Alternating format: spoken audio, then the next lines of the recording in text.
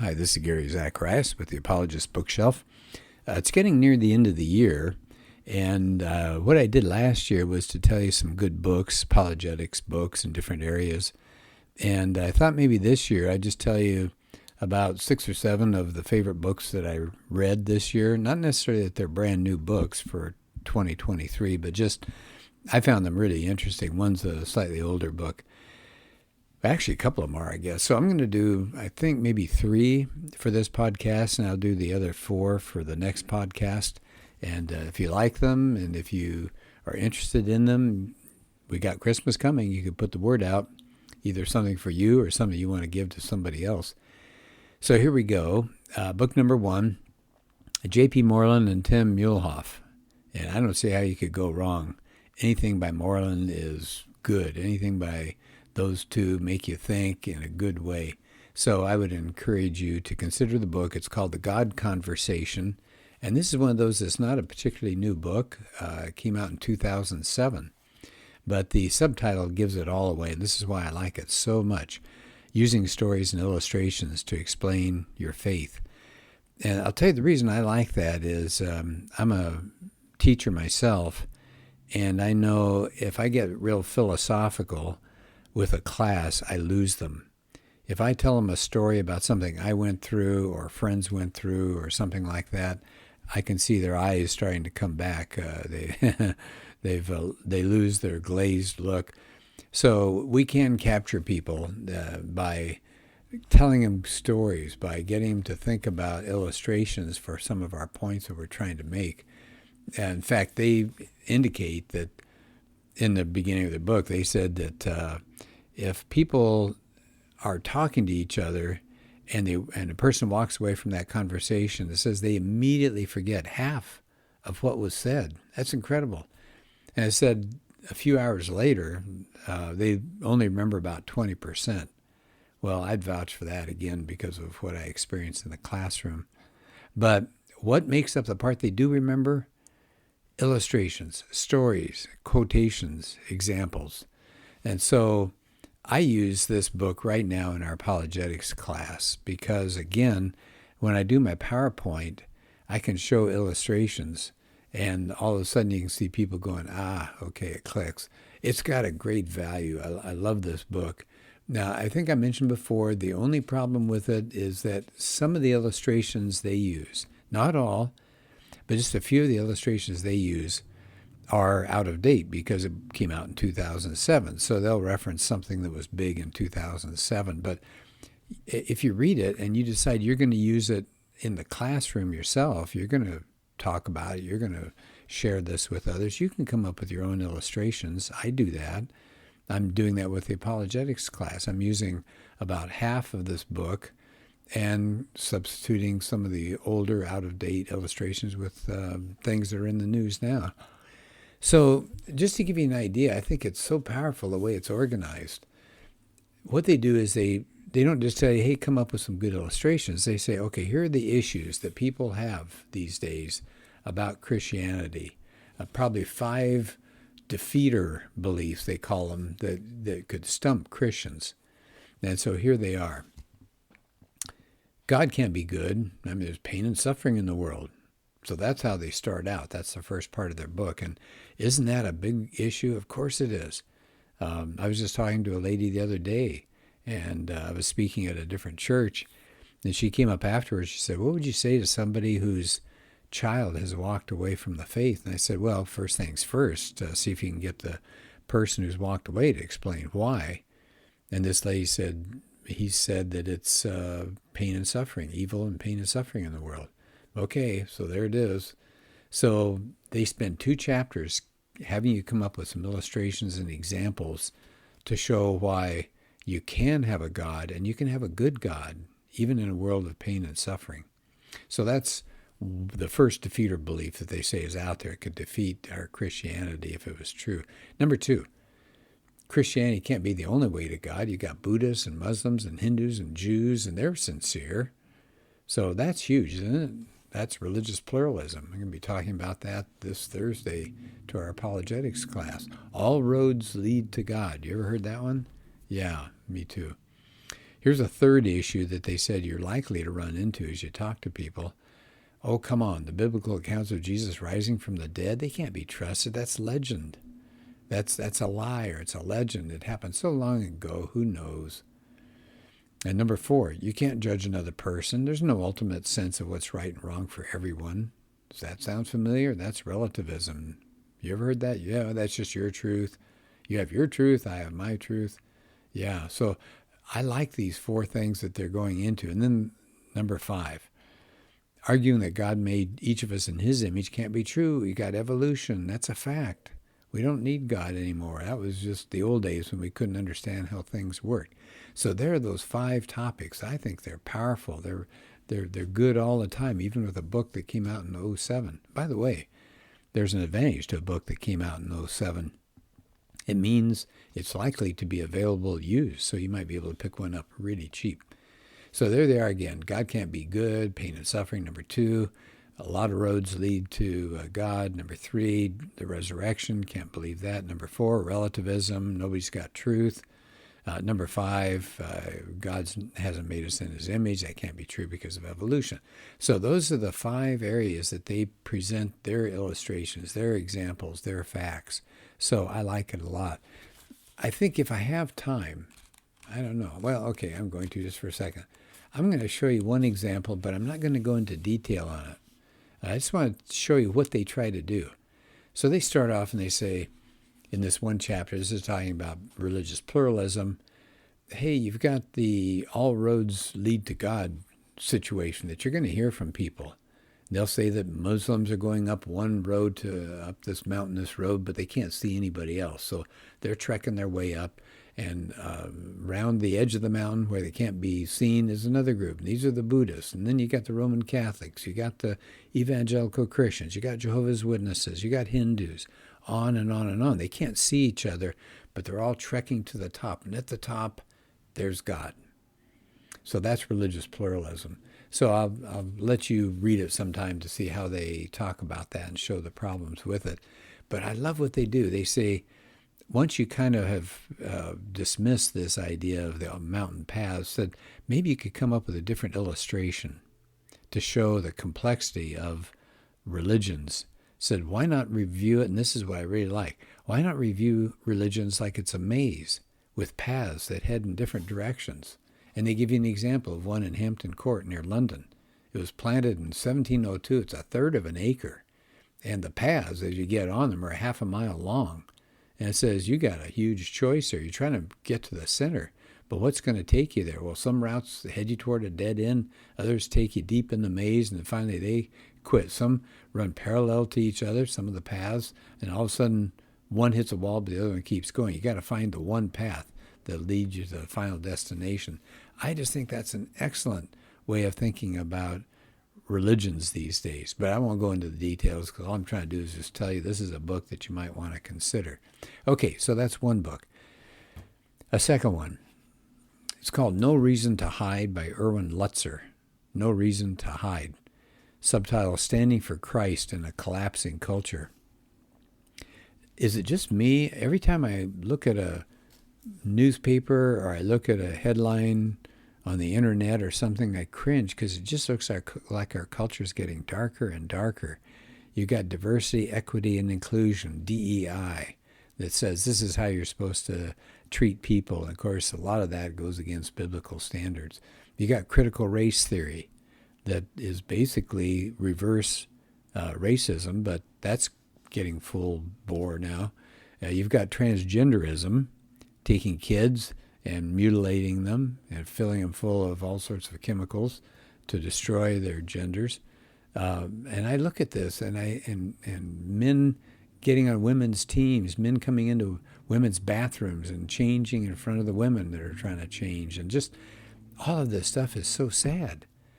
And so here comes this book, No Reason to Hide, Standing for Christ in a Collapsing Culture. And I love the comments in here. Let me take you to the opener here.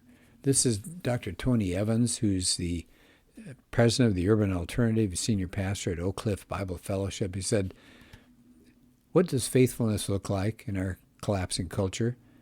And he says Lutzer, with biblical insight, deals with issues regarding collective demonization, race, propaganda, and the sexual revolution and its destructive agenda. And he says, Evans says that Lutzer's obviously concerned that the evangelical church is compromising its message. It's fallen into going along with the culture, and it's a wake-up call. And I think it's so important. We've got to confront the culture today. We nod and we smile, and we just let it run its course. It's really sad to see. At the beginning here, there's a man who gives the foreword to the book. And he said, "We often act and react as if the climate of our culture is the most critical factor of the day. It's not." He says the world's the world. It's kind of stupid to think that non-Christians are going to think and act like Christians. He says the world is going to bow before all these golden images. He said the problem is that the church is stooping when it's standing time. I love that. The church is stooping at standing time. And then he says Lutzer's book urges Christians to ignore us to bow the knee. We've got to ignore that siren music that tells us to bow the knee to false gods. And Lutzer says, look at the time we're living in. And so he addresses contemporary philosophical changes from the Christian perspective. And so I think this is I just can't stress it enough. This is so important these days. His first chapter is called Surrender, Sink, or Swim. He said, we're dealing with a climate that's gotten rid of the idea of tolerance, which is to put up with different points of view. Now we're told, you better share our love of fill in the blank, whatever it is. You got to join the revolution, baby. You got to get on board. You got to get on the right side of history. And so a lot of people say, well, okay. And he says, we don't find truth anymore. People are not objectively searching for truth. It's just an individual choice. And he said, well, all these ideologies, you can't question them. Ideology, he says, even trumps science and known facts. Exactly right. I'm not going to use this time to get into some of those facts, but let's just take the area of biological facts. That's being tossed out the window. Now, if you feel like a female or you feel like a male, somehow that trumps the biological facts of your body and your DNA. What is with that? Why is your thought, how did that become more truthful than reality? We've gone away from reality. This is becoming an irrational society. Okay, well, that's just me on the soapbox here. So here are some of the things that he's going to talk about here. He said, we're probably going to be rejected by the culture. We're going to be demonized. And he said, we have to watch out about diversity, equity, and inclusion that I mentioned.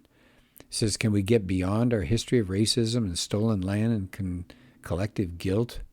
What about the language that's being used by the propagandists? What about the Christian left? How are we going to deal with them? What about this idea of a gender-neutral society? And then really importantly, our children, they're being indoctrinated, which is actually going to lead me to my third book here in a minute.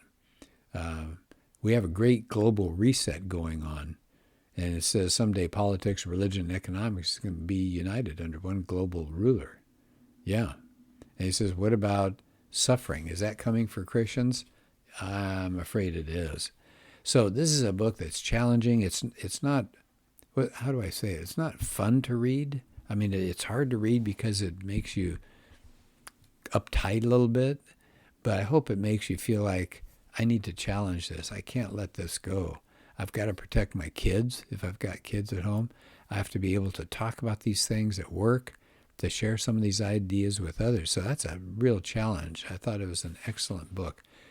Now, the third one that I want to talk about is one that does deal with what Lutzer is talking about, which is, what are we going to do with our kids? Are we going to let them be indoctrinated?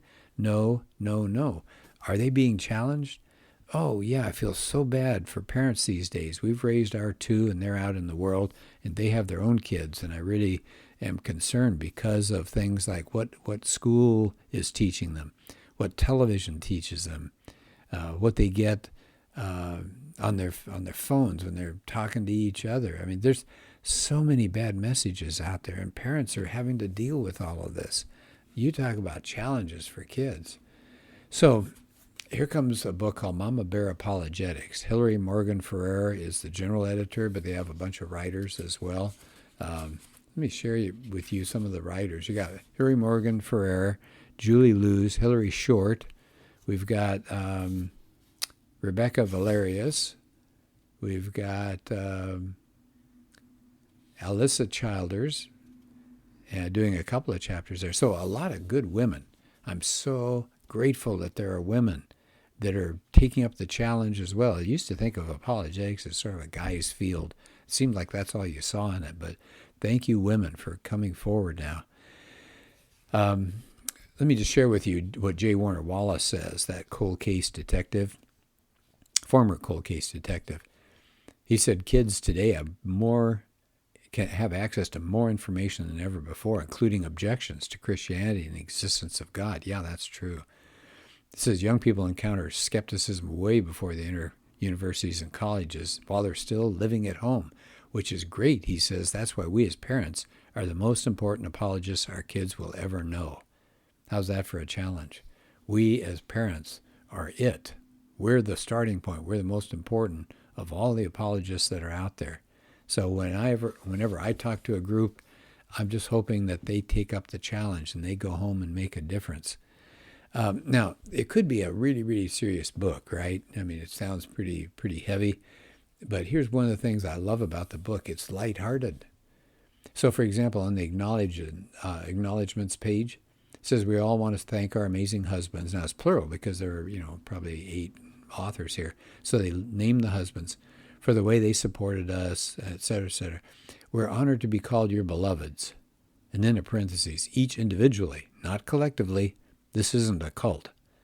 I thought that was a pretty funny way to get this thing started. And even the chapter titles, calling all mama bears. My kid has a Cheerio shoved up his nose. Why am I reading this book? Here's another chapter, how to be a mama bear. Is this code for being the weirdest mom on the playground? Here's a third one, the discerning mama bear, the refined art of chew and spit. So thank goodness they realize it's a tough road, and we've got to have a little joy along the way as we try to work with our kids. The foreword is by Nancy Pearcey, wonderful writer herself, and she's talking about people that she's run into, and she said a lot of people are really not that interested in apologetics just for their own sake, but they're adults and they're kind of settled and whatever, they've taken care of questions they had, but they're really interested in helping their kids stay Christian, and that their kids face tougher questions than any previous generation. And I'd say, yes, so true.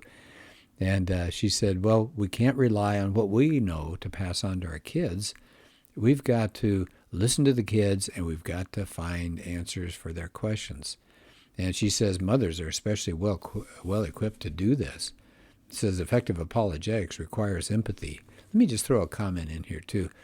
I think that's so true because apologetics has often been just a head issue, just knowledge and just fire hose of information at people, like that's going to convince them. But the older I get, the more I realize we've got to have empathy. We've got to care about people. And Piercy says you got to be willing to listen to the other side, to understand where the questions are coming from. What ideas are my kids picking up? What are the cultural messages that they're turning into? What are the assumptions behind these views? And she says it's not too early to get started. Piercy says a friend's 8-year-old son the other day asked his parents, people with other religions believe they're right about their gods. We believe we're right about our God. How do we know who's really right? Wow, that's good. That's really powerful. So our church is doing a good job these days getting our culture figured out and helping our families deal with the antagonism that's out there. Well, I hate to say it, but I think in general, churches are not doing a good job on this. Well, thank goodness books like Mama Bear Apologetics comes along. And by the way, I think I mentioned this when I covered it in a podcast, but this book is for anybody. It may say Mama Bear Apologetics, but I'll tell you, Papa Bears need to get involved in this too, and you'll learn a lot, male or female, as you read this. Really good book. So there are my 3 for right now. We'll do 4 next time. The God Conversation, No Reason to Hide, and Mama Bear Apologetics. Those would all make excellent gifts for Christmas time. All right, well, thank you so much, and we'll do another podcast soon.